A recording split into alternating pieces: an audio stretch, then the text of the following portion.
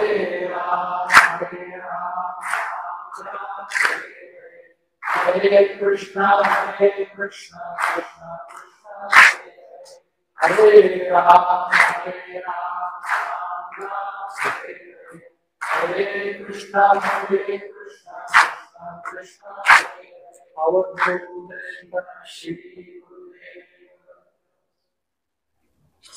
कुंडली कवरे श्री ज्ञानदेव पंढरीनाथ अवधूत चिंतन श्री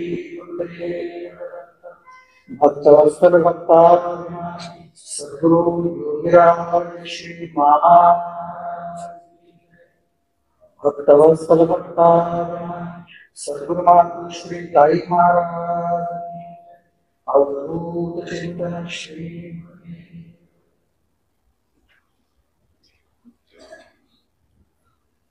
आता अज्ञान अवघे हरवे विज्ञान निश्चित करते आणि ज्ञान ते स्वरूपे होई. 7व्या अध्यायाच्या पहिल्या श्लोकाच्या टीकेमध्ये माऊलींची अत्यंत महत्वाची भूमिका सेवेसाठी घेतलेली आहे. आपण ज्या संप्रदायाच्या सांगण्याप्रमाणे मार्गक्रमण करतो आहोत त्या संप्रदायाला आपल्याकडून नेमकं काय अपेक्षा आहे. साधकाने कुठली स्थिती कमवायची असते, मिळवायची असते साधनेने, आणि सद्गुरु तत्व हे कसं असतं ह्याचा खुलासा करण्यासाठी म्हणून माऊलींनी अभ्यास योगाची सुरुवात 6व्या अध्यायापासून केली आणि त्यातल्या विशेष भागांचे उलगडे 7वा अध्याय 9वा अध्याय 18व्या अध्याय असे केलेले. 6व्या अध्यायामध्ये माऊली भगवंतांच्या मुखातून पार्थाला सांगतात की तस्मात् योगी भव, तू योगी हो. त्याचं कारण सांगतात ते की अगा योगी जो जाणे तो देवांचा देव आणि सुख सर्वस्व माझे चैतन्य. योगी इतका थोर आहे, भगवंतांनी ज्याला योगी म्हटलंय तो की तो देवांचाही देव, आणि तोच योगी कसा तयार होतो ही प्रक्रिया 6व्या अध्यायात सांगितली. त्या 6व्या अध्यायाला कृपायोग, अभ्यास योग, महायोग आणि भक्ती योग अशी नाव आहे. आता ही प्रक्रिया 6व्या अध्यायात सांगताना अगदी सुरुवातीला 8व्या श्लोकामध्ये त्या योग्याचं एक अंग सांगितलं आणि एक अंग 6व्या अध्यायाच्या शेवटी सांगितलं. त्यात 8व्या श्लोकामध्ये म्हणतात 6व्या अध्यायातले की ज्ञान विज्ञान तृप्तात्मा. हा जो योगी असतो तो ज्ञान आणि विज्ञानाने तृप्त झाला असतो. आणि पुढे 6व्या अध्यायाच्या शेवटी ते सांगतात की तो माझा भक्त असतो. यावरून 3 गोष्टी स्पष्ट झाल्या की महायुगाचा जो साधक अभिप्रेत आहे भगवंतांना किंवा माऊलींना, त्या साधकाच्या ठिकाणी ही 3ही अंग मजबूत व्हायला पाहिजे. 3ही अंगांनी त्यांनी प्रचिती घेतली पाहिजे. पहिलं अंग ज्ञान, विज्ञान आणि भक्ती. असा जर तो या 3 अंगांनी अनुभव घेतलेला साधक असेल तर तो साधक आम्हाला मान्य आहे म्हणून भगवंत सांगतात. आता ज्ञान विज्ञान तृप्तात्मा कसा असतो याचं वर्णन सगळं 6व्या अध्यायात. 6व्या अध्यायाच्या शेवटी सांगितलं की तो माझा भक्त असतो, आणि तो कसा असतो हे 9व्या अध्यायामध्ये सांगितलं. पुढे 12व्या अध्यायामध्ये सांगितलं. 12व्या अध्यायात विशेष विस्तार केला. हे असं का सांगितलं त्यांनी? आणि इथे माऊली 7व्या अध्यायामध्ये सुरुवातीला म्हणतात, भगवंत म्हणतात, भगवंतांच्या मुखाने माऊली सांगतात की ते ज्ञान विज्ञानासहित सांगतोय. जे 6व्या अध्यायात म्हणतं की ज्ञान विज्ञान तृप्तात्मा, म्हणजे नेमकं काय, ज्ञान म्हणजे काय, विज्ञान म्हणजे काय, हे तुला सांगतो बघ. 7व्या अध्यायात सुरुवातीला सांगतात. 9व्या अध्यायात पहिल्या श्लोकात परत तेच सांगत असते की ज्ञान विज्ञान सहितम. ते ज्ञान विज्ञानासहित सांगतो तुला. आणि ते ज्ञान विज्ञान म्हणजे नेमकं काय आणि कसं होतं हे यावेळी माऊली सांगतात की आता अज्ञान अवघे हरपे, विज्ञान निशेष करपे आणि ज्ञान स्वरूपे होईल. आता ही नेमकी प्रक्रिया काय आहे, तर या प्रक्रियेबाबत वर्णन केलेलं आहे भगवंतांनी. ते म्हणतात की मी तुला हे सांगतोय आता ते नीट काळजी घे. ज्ञान विज्ञानाचा भेद करून सांग. हा भेद जर लक्षात आला तर माझं समग्राने जाण्यास येत, मला सर्व अंगाने आणि परिपूर्ण जाण्यास. आणि हे तुला का सांगतोय ज्ञान विज्ञानाचा भेद, पैगा तू योगयुक्त झालास. 6व्या अध्यायात तुला सांगितलंय, त्यामुळे तू योगयुक्त झाला. ज्याला ज्ञान आणि विज्ञान कळलं तो योगयुक्त झाला. आता हा योगयुक्त त्या स्थितीमध्ये पक्का कसा होईल आणि पुढे त्याच्या अंतःकरणामध्ये भक्ती कशी वाढेल हे बघायचं, मग तो परिपूर्ण झाला. तर आता ते म्हणाले मज समग्राती जाण्यास यायचे, आपुल्या तळहातीचे रत्न जैसे, तुझं ज्ञान सांगेल तैसे विज्ञान. जसं आपल्याच हातावर जर रत्न घेतलं आणि ते आपल्याला स्पष्टपणे बघता आलं, तर तसं तुला ज्ञान विज्ञानासहित स्पष्टपणे सांगतो म्हणून भगवंत म्हणतात. आता इथे ते म्हणतात पार्था तुला एक शंका येईल की एक विज्ञानी काय करा, विज्ञानाचं इथे काय का, ऐसे घेसी जरी मनोभावे तरी पै आधी जाणावे तेच लागते. आधी विज्ञानच समजून घ्यावं लागतं. ज्ञानाच्या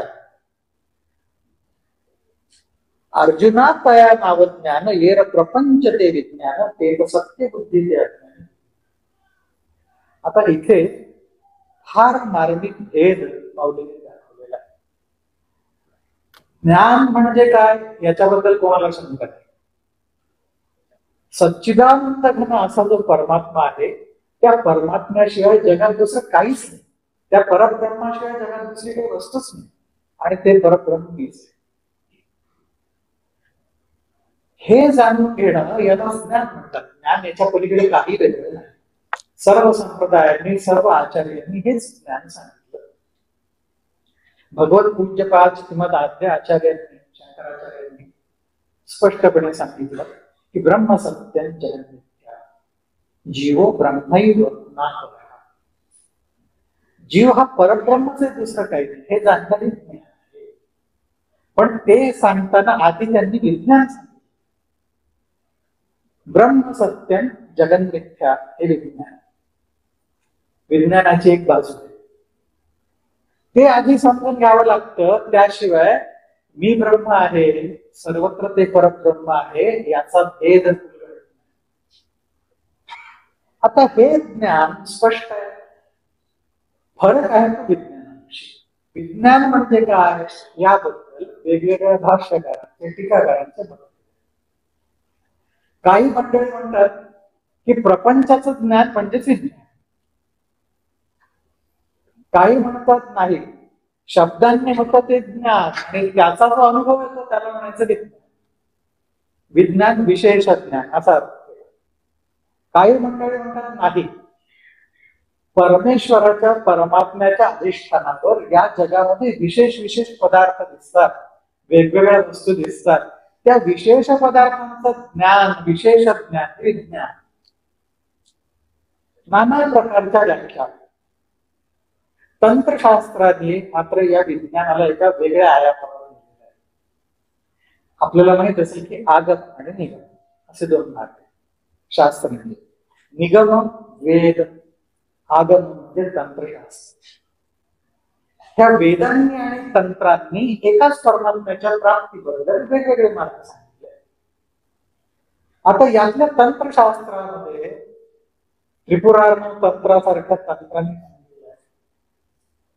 की विज्ञान हे प्रधान, विज्ञान झालं पाहिजे. यातला भेद नेमका काय आहे याचा गोंधळ होऊ नये म्हणून माऊलींनी स्पष्ट सांगितलं की अर्जुना तया नाव ज्ञान येर प्रपंच हे विज्ञान.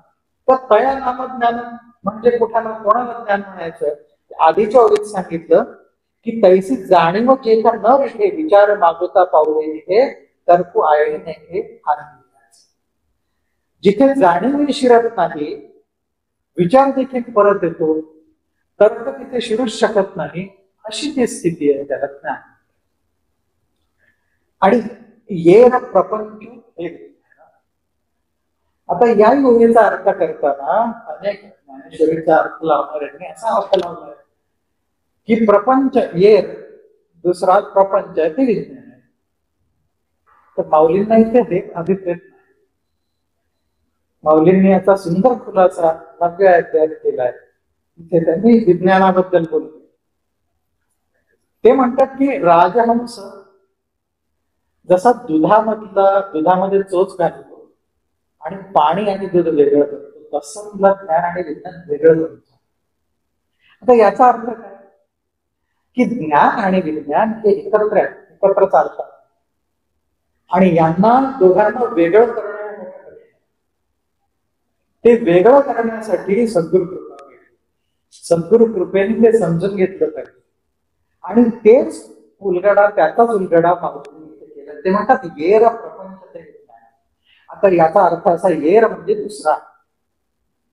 एक आहे ज्ञान आणि दुसरं आहे ते विज्ञान. येर प्रपंच ते विज्ञान.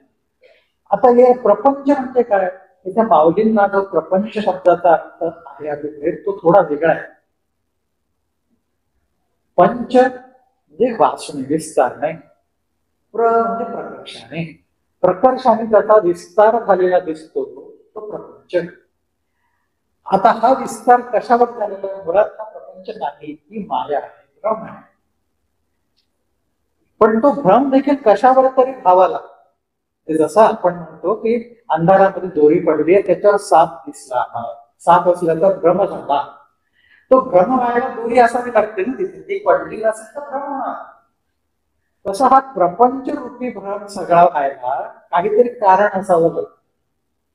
आणि ते जे कारण आहे त्याला परब्रह्म म्हणतात की हा भ्रम परब्रह्म होतो. आणि हा जो भ्रम होतो त्याला कार्य जातं. त्याचं भ्रम आणि कार्य आता परब्रह्मावर जो हा झालेला भ्रम आहे म्हणून माऊली सांगतात ते त्या परमात्म्याचं दुसरं रूप आहे. म्हणून ते म्हणतात येर प्रपंच. त्या परब्रह्माचं एक रूप आहे ज्ञान आणि दुसरं रूप आहे प्रपंच. येर प्रपंच. आता इथे त्यांनी स्पष्ट करून सांगितलं की प्रपंच हे परब्रह्मच आहे वेगळं काही नाही. माऊलींनी फार सुंदर सांगितलं. ते म्हणतात परब्रह्म बघायचं म्हणजे काय की हे बाजूला कर ते बाजूला कर हे वगळ ते वगळ पण शेवटी उरेल परब्रह्म असं नाही. ऐसे नव्हे आगवाद सकट. सगळ्या सकटात बघितलं पाहिजे की हेच परब्रह्म तर ते खरं. नाहीतर त्याला अर्थ काय. आता आपण आपल्यापुढे प्रश्न नेमकं आपण प्रपंचामधलं काय बघितलं पाहिजे की जेणेकरून विज्ञान होईल आपल्याला. जे विज्ञान म्हटलंय त्यांनी मामांनी फार सुंदर व्याख्या या ज्ञानाची आणि विज्ञानाची केली. थोडक्यात सांगतो म्हणजे याचा उलगडा पुढे जसा होईल तो सगळा लक्ष. मामा म्हणायचे की परब्रह्म जाणून घेणं हे ज्ञान आणि भगवती शक्ती जिची शक्ती आणि तिची लीला जाणून घेणं हे विज्ञान. या प्रपंचामधलं प्रपंच एक विज्ञान म्हणजे काय तर त्या भगवतीने या प्रपंचाची रचना कशी केली. या ती भगवती लीला कशी करते तिचा सगळा विस्तार कसा आहे तिने कसा खेळ म्हटलाय हे जाणून घेणं. त्या भगवती शक्तीचा अनुभव घेणं याला म्हटलं विज्ञान. म्हणून विज्ञानाचे भाग शास्त्रांनी आपल्या शास्त्रकारांनी दोन. एकाला म्हटलेलं भौतिक विज्ञान आणि एकाला म्हटलं अभौतिक विज्ञान. भौतिक विज्ञान हे जड विज्ञान. पंचमहाभूतांची जशी रचना झाली आणि त्या पंचमहाभूतांपासून अनेक गोष्टी तयार झाल्या, त्या कशा झाल्या, त्यांचे नियम काय हे जाणून घेणं भौतिक विज्ञान. आज आपण ज्याला सायन्स म्हणतो ते पण भौतिक विज्ञान. सायन्स म्हणजे तरी काय की सतत निरीक्षणांनी प्रयोगांनी एखाद्या गोष्टींची निश्चितीकरण अनुभव घेणं, ते भौतिक विज्ञान. दुसरं आहे ते अभौतिक विज्ञान, जे पंचमहाभूतांच्या पलीकडे. त्याचे परत 3 भाग केलेले आहेत. एकाला म्हटलं दैविक विज्ञान, एकाला यौगिक विज्ञान आणि एकाला म्हटलं योगतंत्र विज्ञान. आता योगतंत्र विज्ञान हा भाग गूढ असल्यामुळे तो बाजूला, पण दैविक विज्ञान आणि यौगिक विज्ञान म्हणजे काय ते थोडं. या सृष्टीमध्ये जे जे काही सगळे अनुभव असतात आपले, ते अनुभव आपण फक्त पंचभौतिक स्तरांवर घेतो, आपल्या इंद्रियांच्या पातळीला. पण आपल्या शास्त्रांचं म्हणणं असं आहे की त्या प्रत्येक घटनेच्या 3 तरी किमान पातळी असतात. 3 त्या 3 तरी अवस्था असतात त्यांच्या, की त्या अवस्थांवर अनुभव येतो. पण तुम्हाला एकाच अवस्थेचा अनुभव येतो. त्या पातळींना म्हटलं त्यांनी आधी भौतिक, आधी दैविक आणि आध्यात्मिक. ज्या स्थूल गोष्टी सगळ्या होताना दिसतात आपल्याला, आपल्या ज्ञानेंद्रियांना कळतात, ती आपली आधी भौतिक पातळी. तेवढ्या पातळीवर ती गोष्ट आपल्याला कळते. याच्या पलीकडे सूक्ष्म पातळी आहे. ह्या जगाची सगळी जी सृष्टीची निर्मिती केली संकल्पाने त्या भगवतीने, तर त्या सृष्टीचं एक नियामक मंडळी तिने बसवलं आणि त्यांना आपण म्हणतो देवता.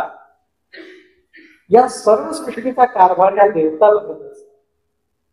म्हणजे याचा अर्थ प्रत्येक घटनेमध्ये ह्या देवता देखील असतात. आता एखादी घटना भौतिक पातळीवर अनुभवणं याला म्हणतात आधी भौतिक पातळी, आणि देवतांच्या पातळीवर तीच घटना अनुभवणं याला म्हणतात ती आधी दैविक पातळी. आणि या देवतांच्या पलीकडे देखील जिथे केवळ परब्रह्म आहे, परमात्मा आहे, त्या शुद्ध परब्रह्माच्या पातळीवरती घटना अनुभवणं, त्या घटनेचा अन्वय लावणं याला म्हणतात आध्यात्मिक पातळी. अशा 3 पातळींवर कार्य करतात. एक उदाहरण सांगतो तुम्हाला. 3ऱ्या अध्यायात सांगितलं की अहम वैश्वानरो भूत्वा प्राण्यात देहमाश्रितः. मी प्राण्यांच्या देहामध्ये वैश्वानर म्हणून राहतो. वैश्वानर अग्नी म्हणून राहतो, त्या रूपाने राहतो. आणि करतो काय, पचाम्यन्न चतुर्विधम्, 4 प्रकारच्या अन्नाचं मी पचन करतो, असं त्यांनी सांगितलं. आता पहा, भौतिक पातळीला आपल्याला जो अनुभव येतो, आपल्याला तो अग्नी दिसत नाही. कुठल्याही डॉक्टरनी आजपर्यंत सांगितलं नाही की याचा अग्नी आहे वैश्वानर. त्याचं कारण तो सूक्ष्म दैवत पातळीला आहे. दैवे योजना दैवता, अग्निदेवता. म्हणून भगवंत सांगतात मीच अग्निदेवता होतो, त्याचं नाव आहे वैश्वानर. आणि तो अग्नी म्हणून मी आज सूक्ष्म पातळीवर 4 प्रकारच्या अन्नांचं पाचन करतो. ते भक्ष्य, भोज्य, चोष्य आणि दैव्य. जे जे चालून खाता येतं, जे गिळता येतं, जे चोखता येतं आणि ते चाटता येतं, असे 4 प्रकारची अन्न त्याचं पचन मी करतो. आता ज्याला त्या देवतांच्या पातळीवर बघण्याचा अनुभव आहे, त्याला ही आतमध्ये प्रक्रिया दिसते. आणि ही अशी आतमध्ये प्रक्रिया बघणं हे दैविक विज्ञान. त्यानंतर त्या अन्नाच्या प्राशनाने प्राण पुष्ट होतात, अन्नाच्या सेवनाने. आणि ते प्राण पुष्ट होऊन आतून बळ मिळतो, संतोष मिळतो, आनंद मिळतो. हा जो आनंदाचा अनुभव आहे तो आध्यात्मिक पातळीवरचा त्याचाच अनुभव आहे. ज्याला त्या पातळीवर जाऊन अनुभव घेता येतो त्याला म्हणायचं आध्यात्मिक अनुभव आला, आणि यालाच यौगिक विज्ञान. असा एकाच गोष्टीचा 3 पातळीवर अनुभव येत असतो आपल्याला. म्हणूनच जेव्हा जेवताना आपल्याला सांगितलं चित्रावृत्ती टाका आणि ग्रास आहुती द्या, स्वतःच्या शरीरामध्ये आहुती द्या. जसं प्राणायाम म्हटल्यानंतर तिथे प्राणाला आहुती दिली गेली. त्या प्राणाला आहुती दिली की 3 पातळींवरती आहुती जाते. पहिली भौतिक पातळीवर त्याचा आनंद मिळतो, तो मिळतो नेत्रांना, डोळ्यांना पहिल्यांदा आनंद मिळतो त्यांना, त्याचा आस्वाद पहिल्यांदा डोळे घेतात. मग त्या डोळ्यांची ती देवता आहे आदित्य. त्या आदित्य देवतेला, सूर्य देवतेला त्याचा दुसरा भोग मिळतो. ते अन्न पचन झालं की त्या अन्नामधलं जे तेज आहे ते तेज त्या आदित्य देवतेला. आणि या सगळ्या प्रक्रियेमधून जो ब्रह्माचा ऊर्जाचा अनुभव येतो, आनंदाचा अनुभव येतो, तो तृप्तीच्या रूपाने शेवटी. असा 3 पातळ्यांवर हा अनुभव येत असतो.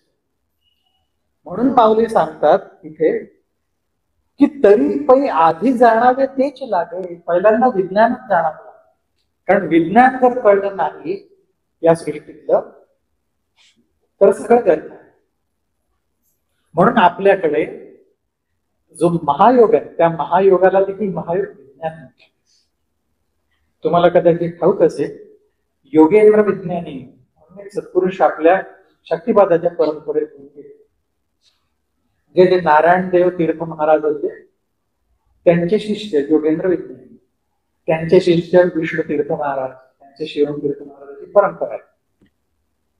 या योगेंद्र विज्ञानी महाराजांनी ग्रंथ लिहिला महायोग, आणि त्याला मुद्दाम त्यांनी नाव दिलं महायोग विज्ञान. हे विज्ञान आपल्या ग्रंथांच्या माध्यमातून आपण जे समजून घेतो ते ज्ञान आणि विज्ञान आहे. ते ज्ञानासहित विज्ञान आहे. ज्ञान विज्ञान एकत्र, ज्ञान विज्ञान सहित, त्याला त्यांनी नाव दिलं महायोग विज्ञान. आणि त्यांचं नाव योगानंद, पण त्यांनी स्वतःचं नाव घेतलं तर योगेंद्र विज्ञानी. तर विज्ञानी असं नाव का घेतलं? तर गुरु कोण असावे, सद्गुरु कोण असावे, या बाबतीत शास्त्रांमध्ये थोडी मतभिन्नता आहे. काही शास्त्रांचं म्हणणं असं की ज्ञानी असले म्हणजे किंवा नुसते योगी असले म्हणजे झालं. योगी म्हणजे हठयोगी किंवा राजयोगी असले किंवा ज्ञानयोगी असले तरी झालं. पण महायोगाचं म्हणणं तसं नाही, किंवा भगवंतांचं ते म्हणणं तसं नाही. ते म्हणतात ते गुरु एकांगी होते, कारण जो अनुभव शिष्याला आणून द्यावा लागतो, तो अनुभव आणून देण्यासाठी गुरु स्वतः विज्ञानी लागतात. त्रिपुरारण तंत्रातही सांगितलंय की जो नित्य अनुसंधानात आहे, जो विज्ञान जाणतो, तोच योगी म्हणा, तेच सद्गुरु म्हणा. तर असं विज्ञान जाणलं पाहिजे. मला एक प्रसंग आठवतो. 81 साली ज्या वेळेला मला दीक्षा झाली, तेव्हा वाडीला दीक्षा झाल्यानंतर तिथून निघताना मी मामांना नमस्कार करून निघालो. तिथून आम्हाला सांगलीला, मामाही सांगलीला जायचं होती, मी सांगलीला जाणार. उत्सवता महाराजांचा पुण्यतिथीचा, पण वेगवेगळ्या वाहनांनी जाणार असल्यामुळे त्यांना नमस्कार करून निरोप देताना मी त्यांना विचारलं की माझ्या बरोबर त्यावेळेला काही आपल्या गुळवणे महाराजांचे मामांचे अनुभवी साधक होते, आणि ते मला म्हणत होते की आता दीक्षा झाली आहे तर महायोग विज्ञान वाचून काढा, म्हणजे तुम्हाला साधन काय असतं ते कळेल. मी मामांना विचारलं, तर मामा, साधन कळण्यासाठी ते महायोग विज्ञान वाचायला पाहिजे असं मला ते सांगतायत, तर ते कुठे मिळू शकेल मला? मामा म्हणाले, अरे कोणाकडे कशाला लक्ष देतोस, काही वाचून, काही वाचून. म्हटलं का? तर ते म्हणाले, अरे हा अनुभवाचा प्रांत आहे. शेवटी विज्ञान म्हणजे काय, का अनुभवच आहे. कारण ज्या लोकांनी आत्मानुभूती म्हणून विज्ञानाला म्हटलेलं आहे, त्यांनी त्याला अनुभवच म्हटलेला आहे की हा प्रत्यक्ष अनुभव. मग हा अनुभव पुस्तक वाचून येईल का? मी त्याच्यावर काही बोलू शकलो. मग ते मला म्हणाले, असं कर, म्हणाले तू 6 महिने केवळ साधन, आणि 6 महिन्यांनी हवं वाटलं तुला, इच्छा झाली तर पुस्तक ते काढून बघ. आणि त्यावेळेला तुला लक्षात येईल की हे सगळं आपण अनुभवलेलं. ठीक आहे. आणि 6 महिन्यांनी तुम्हाला बरोबर भेटशील म्हणाले. अक्षरशः तारखेने मोजून 6 महिन्यांनी त्यांची माझी गाठ परत करून त्यांचं दर्शनाचा येऊन मला मोजून 6 महिन्यांनी. मला समोर बघितल्याबरोबर त्यांनी विचारलं, काय रे म्हणाले पोरा, वाचलंस का परत तो ग्रंथ? म्हटलं नाही, पण इथे एका जवळ आहे, त्यांनी मला आत्ताच दिलाय, तो चाळून बघणार आहे काय चाळून बघ म्हणाले आपण संध्याकाळी. दिवसभरामध्ये चाळून काय वाचूनच काढला तो पूर्ण. आणि मला आश्चर्य वाटायला लागलं की मामांनी सांगितल्याप्रमाणे खरोखर त्या ज्या ज्या अनुभूती दिल्या होत्या त्या अनुभूती अनुभवल्या होत्या त्यांच्या कृपेने. मग परत संध्याकाळी भेटायला गेल्यावर ते मला म्हणाले, आता तुला कळलं ना की खरं विज्ञान काय. महायोग विज्ञान नावाचं पुस्तक हे विज्ञान आहे का आतून येणारा अनुभव, भगवतीच्या कृपेने येणारा अनुभव हे विज्ञान, तो अनुभव विज्ञान आहे. मग हा कोणामुळे आला? आपल्या आपल्या कृपेमुळे आला, आपल्या कृपाशक्तीमुळे आला. मग म्हणाले खरी विज्ञानी कोण?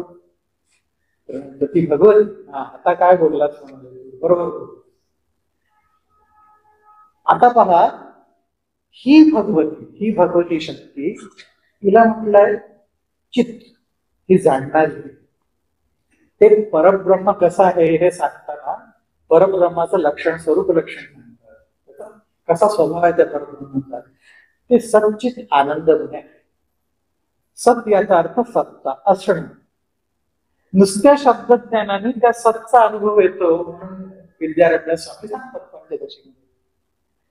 आता एखाद्याला आपण नुसतं शब्दांनी जरी सांगितलं की असं असं असे देव असतात, असं परब्रह्म आहे, ते अशामुळे मानावं लागतं. या सगळ्या जगाचा कारभार आपण चालताना बघितला की आपल्याला नक्की कळतं की हे कोणी राज्यकर्ते कारभार चालवत नाही ते सृष्टीचा. एका देशाचा चालवतात तिथे वाटलं होतं, सृष्टीचा काय चालवणार? कोणीतरी आहे हे चालवणार. म्हणजे जेव्हा कार्य दिसतं काहीतरी, तेव्हा कारण आहे त्याच्या मागे. हा सामान्य बुद्धी असलेला कोणी या निष्कर्षाला येईलच.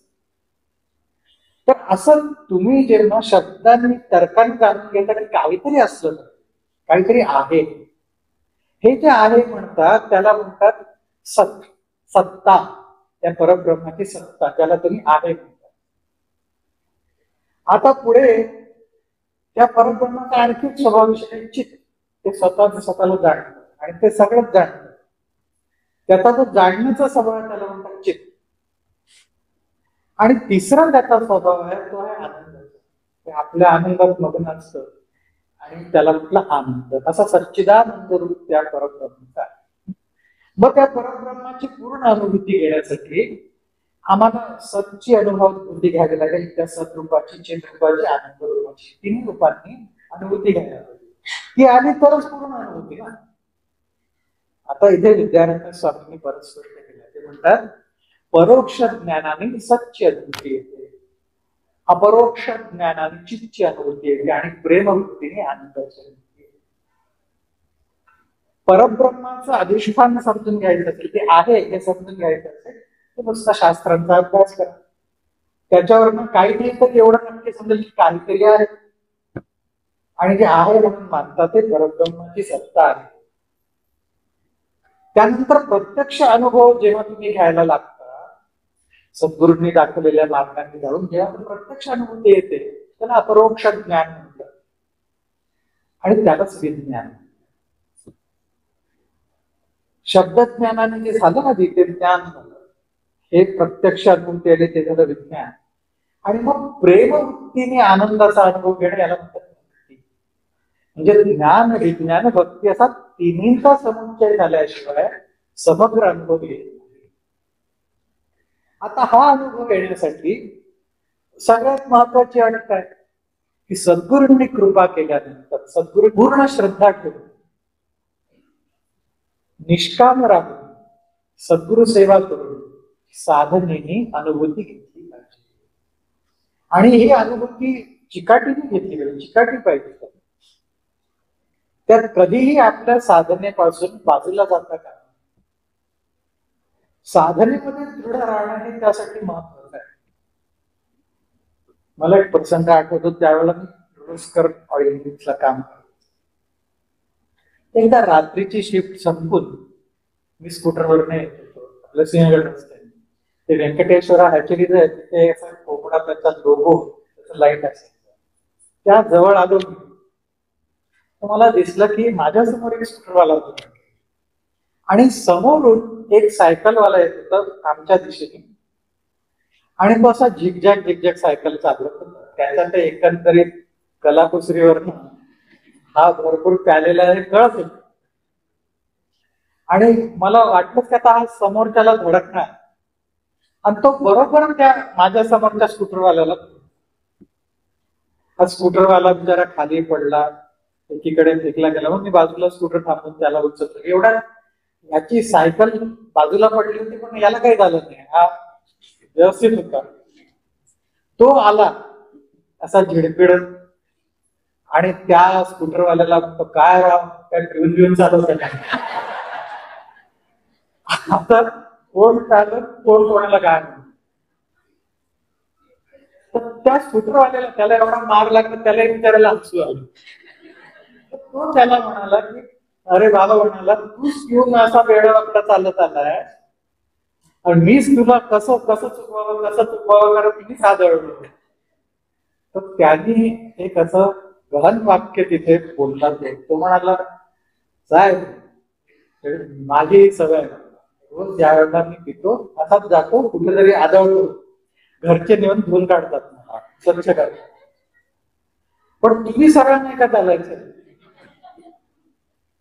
तुम्ही जर सरळ चालला असता तर सरळ निघून गेला असता, मी कशाला तुमच्या अंगावर आदळून बसतो? तुम्ही इकडे तिकडे करता तुम्ही माझ्या खरं होतं त्याचं. हा प्रकार समजून मी माऊली करतो. मी विचार करायला लागलो की खरं ह्या दारुड्याच्या रूपाने देखील सद्गुरूंनी बोध केला की तो दारुडा तो कसाही वेळा वाटला त्याला कसे जाऊ देतो, त्याचं ते ठरलेलं प्रसिद्धच आहे तो वेगळा म्हणून. पण साधक जर साधना पथावर थोडा टळमळेल झाला तर तो पुढे, त्या साधना पथावर आपल्याला दृढ राहायला पाहिजे, दृढतेने साधन करायला पाहिजे, तर अनुभूती आहे ना. नाहीतर त्याच्या आधीच आपल्या 50 शंका. एक दिवस साधन केल्यावर लोक विचारतात, अजून प्रकाश दिसला नाही साधनेत. पूजा पुण्याचा प्रकाश असेल तर साधनेत प्रकाश दिसेल ना. पूर्वजन्मी काही साधना केली असते तर ती थोडीशी होईल. हाच जन्म जर पहिला असेल तर थोडा वेळ जायला लागेल ना. जे भांडवल आणतात ते बघ कर्मांचं, ते वासनांचा तो मळ धुवून काढायला भगवतीला काही वेळ नको. तर हे जे आहे या संप्रदायातला विशेष की ती भगवती शक्ती, सद्गुरु शक्ती ही त्या साधकाकडनं सगळं करून घेते. करून घेताना पहिला अनुभव काय येत असेल साधकाला, तो हाच की हे साधन मी करत नाही, माझ्याकडून ती भगवती करून घेते. अगदी साधी गोष्ट असे अनुभव येतात साधकांना की मुळात आळशी, झोपायचा उशिरा झोपायचं, लवकर उठायचं नाही, ह्या सवयी मुरलेल्या आहेत. आणि तरी देखील बरोबर साधनेच्या वेळेला कोणीतरी हात मारतो, आपोआप जाग येते, कोणीतरी हलवल्यासारखी जाग येते. हे असे जे अनुभव येतात त्याच्यावर खात्री पटायला लागते साधकाला की हे आपलं कर्तृत्व नाही. आपण तर अलार्म बंद करून झोपणार आहे, पण का उठून बसतो आपण त्यावेळेला, हे आपलं कर्तृत्व नाही. पण जेव्हा असे अनुभव यायला लागतात तेव्हा त्याला कळायला लागतं की साधन करून घेणारी ती भगवती आहे, कृपाशक्ती आहे, ती हे करून घेते. हा त्या भगवतीचा पहिला अनुभव. मग पुढे क्रमाक्रमाने कळत जात की त्या भगवतीने कशी प्रत्यक्ष रचना केली आहे, कशा प्रकाराने ती कार्य करते, कशा प्रकारे सर्व चक्रांचा भेद करत ती त्या जीवाला शिवस्वरूप करते, कशा प्रकारे त्याची शुद्धी करते, आणि हे सगळे अनुभव घेणं याला म्हटलं विज्ञान. म्हणून मामांनी थोडक्यात सांगितलं ना की भगवती आणि तिचं कार्य जाणून घेणं याला म्हणायचं विज्ञान. हेच आधी समजून घ्यावं लागतं. कारण हे समजून घेतलं आधी की नंतर पुढची अवस्था म्हणजे जीव ब्रह्मस्वरूप. त्यावेळेस ना ते जीव ब्रह्मस्वरूप झाला त्यावेळेस ज्ञान झालं. आधी विज्ञान मग ज्ञान. आणि ते ज्ञान झाल्यानंतर देखील परत भक्ती उत्पन्न व्हायला लागते. आता ती भगवती स्वतःच प्रेम स्वरूप असल्यामुळे, ती स्वतःच भक्ती रूप असल्यामुळे तीच त्या वेळेला अंतःकरणामध्ये प्रेम रूपाने प्रकट होते. पूर्ण प्रेम रूपाने. ज्याला दीक्षा झाली त्याच्या ठिकाणी देखील ही भगवती सुरुवातीपासून प्रेम द्यायला लागते. भगवती कारण ती प्रेमरूप आहे. ते लोकांना अनेकांना हे कळत नाही की मला लोक दगड म्हणतात, ज्याला हृदय नाही काही, हार्टलेस म्हणतात. कधीही मला काही डोळ्यात अश्रू येत नाही. आणि दीक्षा झाल्यानंतर साधना करायला लागल्यावर नकळत कसे काय अश्रू डोळ्यात येतात. भगवंतांचं स्मरण झालं की कसं दाखवून येतं. सद्गुरूंचं परंपरेचं स्मरण झालं की का भरून येतं. हे काय चाललेलं आहे म्हणून हे त्याला कळत नाही. कारण असं की त्या भगवतीने प्रेमाचा अंश हृदयामध्ये प्रकट केलेला आहे.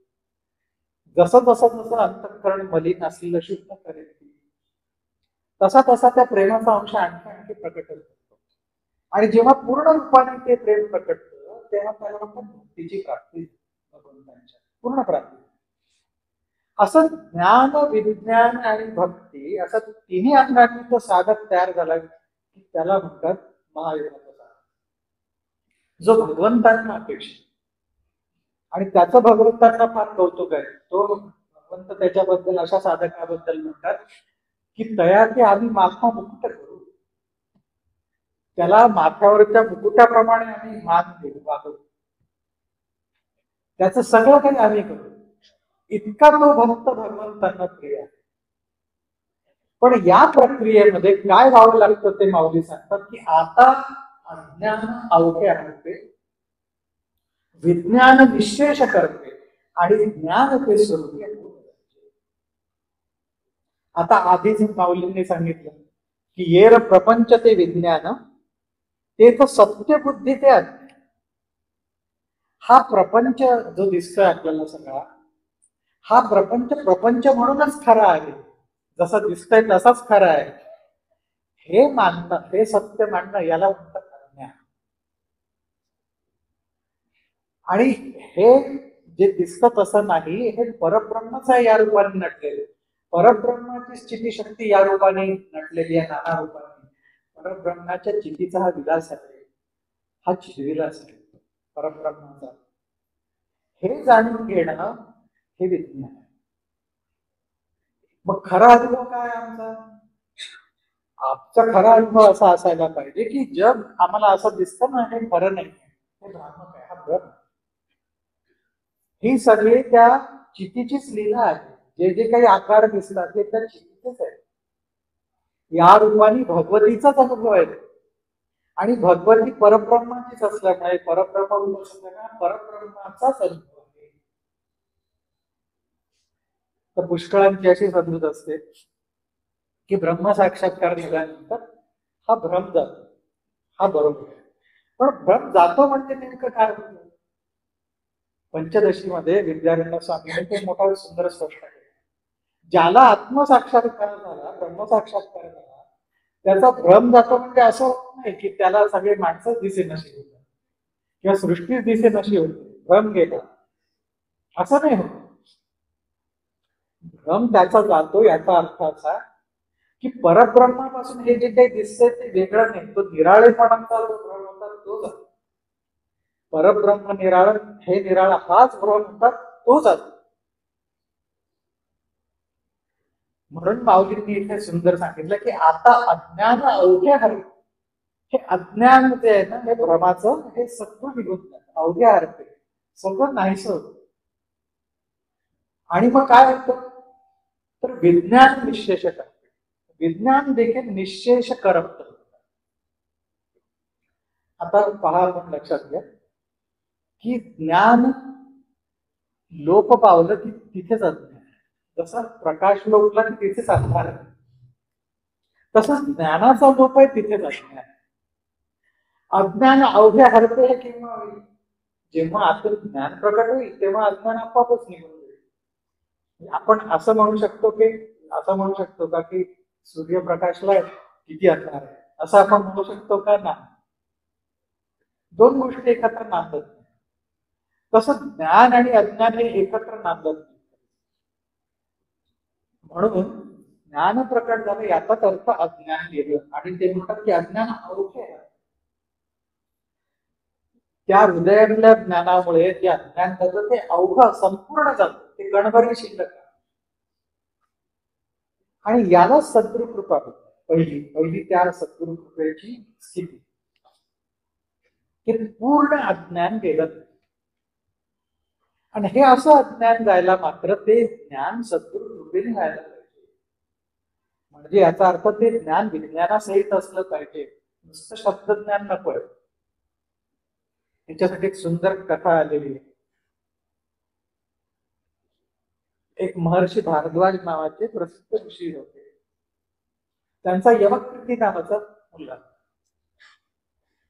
या यवकृतीने विचार केला की आता मला वेदांचं ज्ञान करून घ्यायचं आहे, तर त्याच्यासाठी गुरुगृही जायचं, वेद शिकायचा, एवढी मेहनत घ्यायची सगळी, किती वेळ द्यायचा. त्यापेक्षा तप करा आणि तप करून आपण ते ज्ञान प्राप्त करून घ्या. तो तपाला बसतो गंगा किनाऱ्यावर. आता तो तप करायला लागल्यावर देवराज इंद्रांना त्याची की वाटली. ते इंद्र खाली आले, त्याच्या समोर प्रकट होऊन म्हणाले की अरे तू काय करतोस, कशासाठी चालतंय? तो म्हणाला की गुरूंकडून हे सगळं ज्ञान घ्यायला वेळ नाही, त्यामुळे तपाने ज्ञान ताबडतोब मिळणार. इंद्र विचार करायला लागला, बोलतोय हा काहीतरी. त्यांनी समजून सांगण्याचा प्रयत्न केला की असं नाही रे बाबा, गुरुमुखातून ज्ञान घ्यायला. तुम्हाला नाही तपाने एवढंच नाही, ते इंद्र निघून गेल्या त्यांनी ठरवलं की आता मी स्वतःच एक एक अंग कापून आहुती देणार त्याची, म्हणजे मला त्या तपामुळे भगवंत प्रसन्न होतील आणि मला ज्ञान. ते कळल्यावर परत देवराज इंद्र तिथे आले आणि त्यावेळेला त्यांनी ठरवलं की याला वेगळ्या पद्धतीने शिकवलं. म्हणून त्यांनी एका रोगी आणि वृद्ध ब्राह्मणाचं रूप घेतलं आणि त्या गंगा किनाऱ्यावर जिथे स्नानासाठी जायचे तिथे वाट बघत ते यवकृती आले तिथे स्नानाला. ह्या वृद्धांनी किनाऱ्यावरची वाळू घेऊन गंगेत टाकायला सुरुवात. याला आश्चर्य वाटत की काय करता हा म्हातारा. विचारलं महाराज काय करताय तुम्ही? तो म्हणाला की अहो ही गंगा एवढा मोठा तिचा विस्तीर्ण सगळा असं पात्र आहे, गंगा ओलांडून पलीकडे जायला लोकांना फार त्रास होतो, मी पूल बांधण्याचे ठरवलंय. तर तो म्हणाला तुम्ही पूल बांधायचं तर तशी सगळी सामग्री आणा ना, नुसती वाळू त्यात टाकून कसं काय पूल करणार? तो म्हणाला महाराज तुमच्याच पासून शिकलो की नाही, तुम्ही जे तपानी ज्ञान मिळवायला निघाला तर तुम्हाला जर ज्ञान मिळालं तर माझ्या वाळू टाकण्याने पूल पण घेते. तो जपापला ते त्यांना लक्षात आलं की आपलं काहीतरी चुकतंय. हे देवराज इंद्र आहे, त्यांनी मान्य केलं की महाराज माझी चूक झाली, मला कळलं नाही. आणि मग योग्य गुरूंकडे गेले, गुरुमुखातून ते ज्ञान. ज्ञान हे गुरुमुखातून आल्याशिवाय ते होत, कारण ते ज्ञान विज्ञानासहित देणारे गुरु. शब्दज्ञान देणाऱ्याला कधीच गुरु म्हटलेलं नाही आपल्या शास्त्राने. त्याचा अनुभव आणून देणारा, त्यातलं विज्ञान कळून देणारा ते गुरु. म्हणून ते माऊली सांगतात की आता अज्ञान अवघे हरते आणि विज्ञान निशेष, विज्ञान देखील निशेष करपून जाते. तुम्ही बघितलं असेल तर पिकावर करपा रोडतो आणि ते पीक सगळं वाढत, करपा पडला. किंवा जर खूप ऊन झालं, अति उष्णता झाली तर पीक करपत. किंवा अग्नी जे आग लागली, त्या आगीमध्ये पिकाचा काही भाग आला तर पीक करपून जात. की करप्त म्हणजे नेमकं काय होतं, तर दोन गोष्टी महत्वाच्या. एक म्हणजे त्याचा रंग बदलतो, ते हिरवं रंग, ते पिवळं तरी पडतं किंवा वाळून त्याचा रंग बदलतो. आणि दुसरं, त्याला दाणा धरतो, आणि जो भरलेला दाणा असतो तो खोलकट राहतो, पोचट राहतो, तो काही उपयोगाचा नाही. तसं माऊली सांगतात की विज्ञान निशेष करते. जेव्हा सद्गुरूंच्या कृपेने ज्ञान आणि विज्ञान या दोन्हींची सांगड पडते, त्यावेळेला अज्ञान तर सगळं निघून जातं, कणभरही राहत नाही, नावालाही राहत नाही, पण विज्ञान देखील निशेष करत. म्हणजे काय होतं, आता पहा, विज्ञानाचं सामर्थ्य एवढं आहे की त्या भगवतीचं कार्य विज्ञानामुळे कळतं. ते कार्य कळल्यामुळे सर्व शास्त्र कळतात. ती सर्व शास्त्र कळल्यामुळे अनेक गोष्टींवर त्याला सिद्धी मिळते, ताबा येतो, सर्व काही साध्य होतं. आता साधा आपल्या भौतिक विज्ञानाचं उदाहरण घ्या. ते भौतिक विज्ञान कळल्यानंतर देखील शास्त्रज्ञांना काय काय त्याच्यातनं करता येतात चमत्कार. तर हे तर अभौतिक विज्ञान आहे. हे अभौतिक विज्ञान कळल्यानंतर त्या शक्तीच्या साह्याने नाना गोष्टी त्याला करता येतात साधकाला. याला सिद्धी म्हणतात. ही सिद्धी प्राप्त झाल्या. सर्व चराचर सृष्टीवर त्याला त्या विज्ञानामुळे ताबा, सर्व चराचर सृष्टी. जसं माऊलींनी भिंत चालवली, भिंत ज्ञानाने नाही चालली, भिंत विज्ञानाने चालली. त्यांना विज्ञान माहिती आहे की ही जी भिंत दिसते, भिंत आकार जरी भिंतीचा असला तरी ते परब्रह्म आहे. त्यातूनही कार्य करणारी शक्ती, ते शक्तीचं रूप आहे, चिन्हित असत. त्या शक्तीशी तदाकार झाल्यामुळे त्यांना भिंत चालवता आली.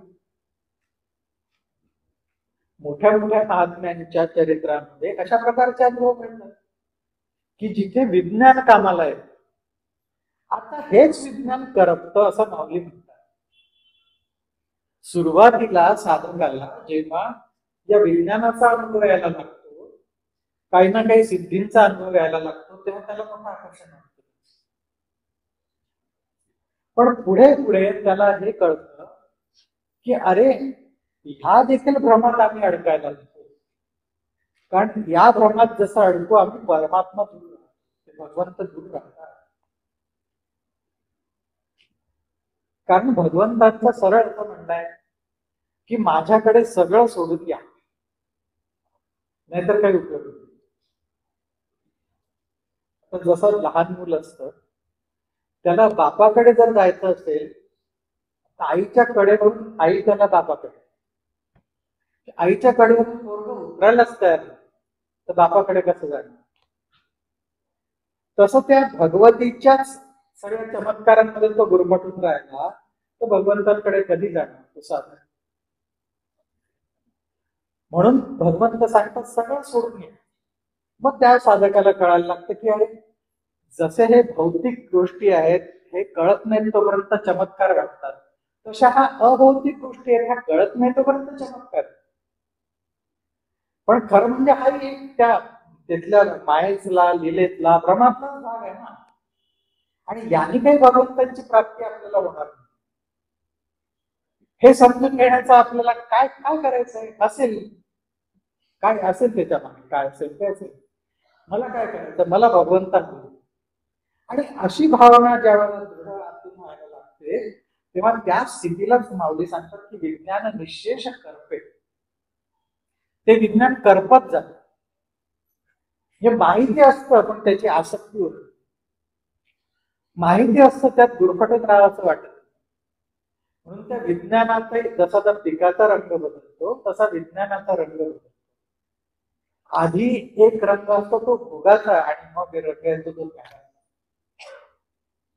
त्याला त्यातूनही अलिप्त व्हावं असं वाटतं. आणि अशी जेव्हा स्थिती येते की विज्ञान ज्या निशेष करतं आणि ज्ञान ते स्वरूप येतो, मग त्याला अनुभव येतो की ज्ञान आणि विज्ञान हे तुम्ही स्वरूपतः स्वतः झालेले. मीच भगवत रूप झाले, मीच परब्रह्म रूप झाले. ही अशी अनुभूती स्थिरावण्यासाठी त्याला प्रयत्न करावा लागतो. तो प्रयत्न आहे फक्त साधनेचा, त्याच्या पलीकडे त्यांनी काही करायचं आणि पूर्ण विश्वासाचा तो भाग आहे.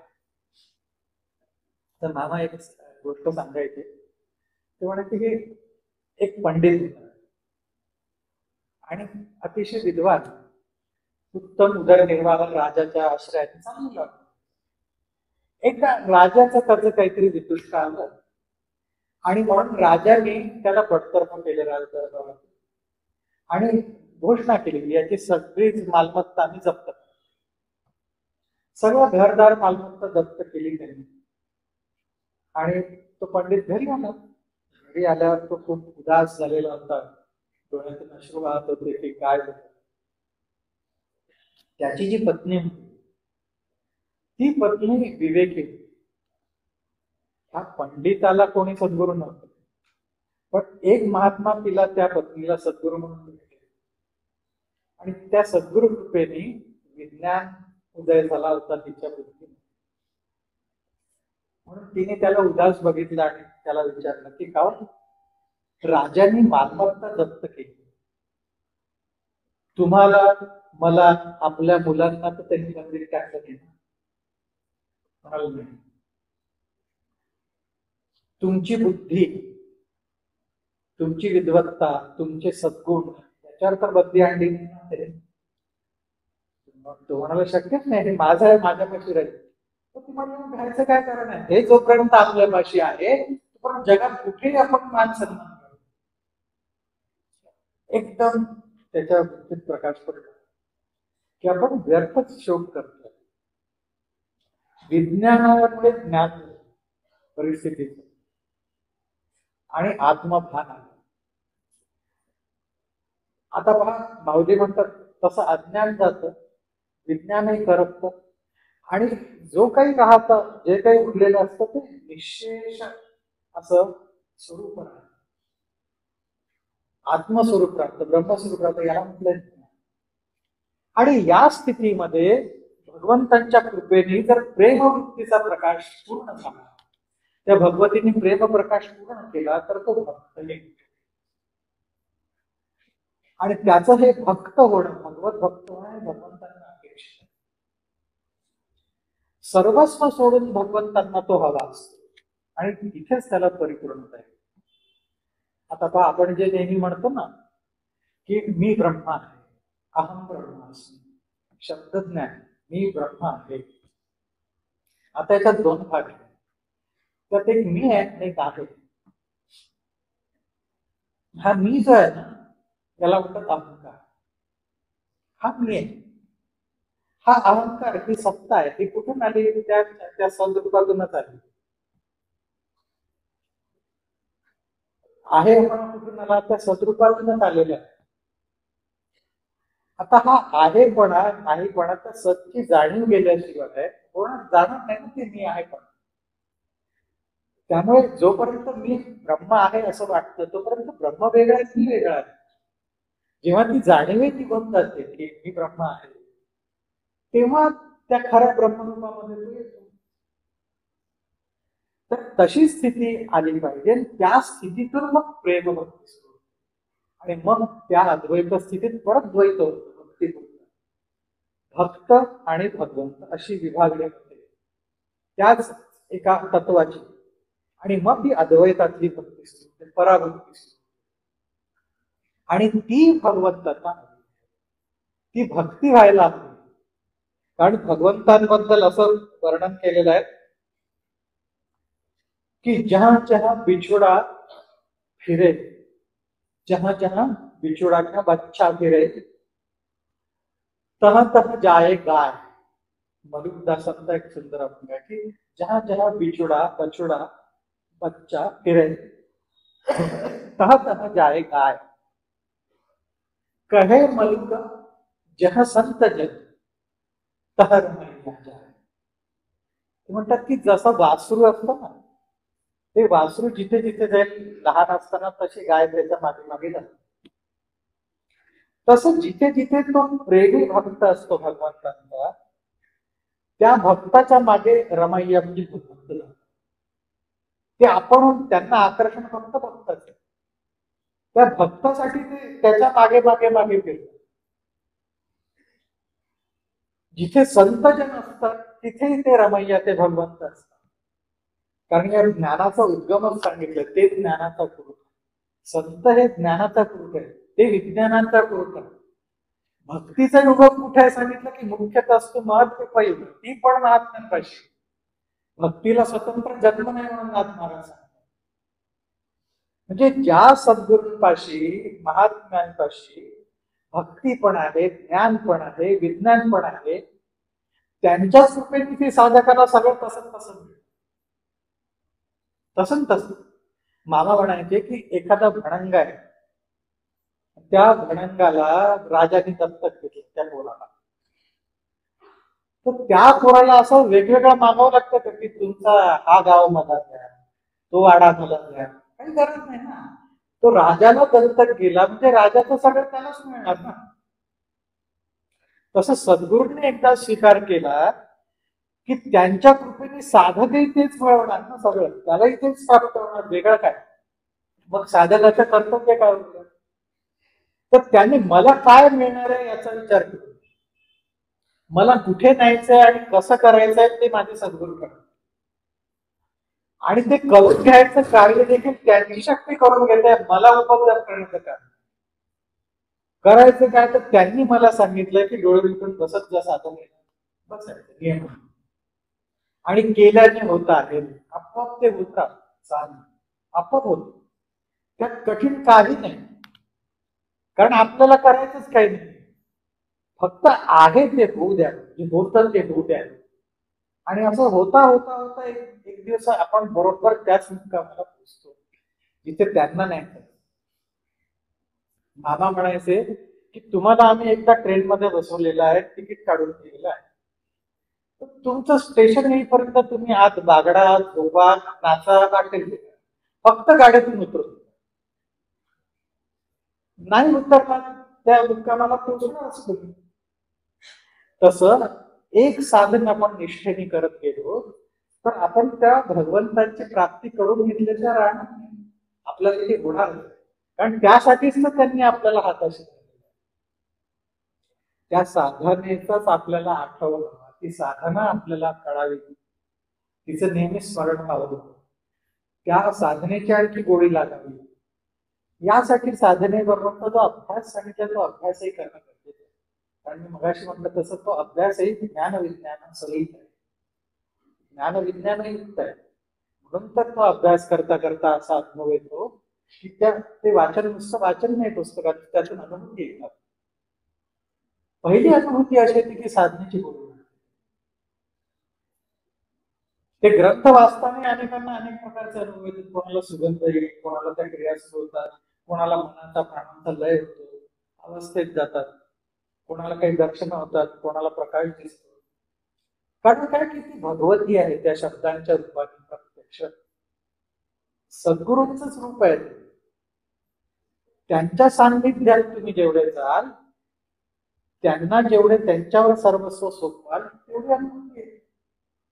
म्हणून साधनेच्या बरोबरीने आपल्याला नेहमी स्मरण ठेवावं लागतं, अनुसंधान ठेवावं लागतं. ते अभ्यासाच्या रूपाने होतं किंवा नामाच्या रूपाने होतं. नाम घेत राहा, त्यांचा अनुसंधान राहतं, अभ्यास करा, त्यांचा अनुसंधान राहतं. शेवटी त्या अनुसंधानामध्ये जेवढे राहाल तेवढे लवकर पोहोचाल, तेवढा अनुभव लवकर घ्याल. आज या गुरुपौर्णिमेच्या उत्सवाच्या निमित्ताने दरवर्षीप्रमाणे हा परंपरेचा जो संदेश आहे की साधन करत राहा, तो संदेश तुम्हाला देण्याचं काम केलं, त्याचं पालन करायचं की नाही तुम्ही, कारण त्याशिवाय दुसरं कल्याण नाही. ते जर त्याचं पालन केलं तर त्याचंच आपलं कल्याण. सद्गुरूंच्या कृपेने, त्या परंपरेच्या कृपेने आपल्या सगळ्यांना नित्य साधनाची बुद्धी हो, साधन न चुकवण्याची बुद्धी हो, अशी प्रार्थना त्यांच्या चरणी करतो आणि झालेली सेवा त्यांना अर्पण करून. पुंडली गौरवा श्री ज्ञानदेव तुकाराम पंढरनाथ विठ्ठल विठ्ठल विठ्ठल. ओम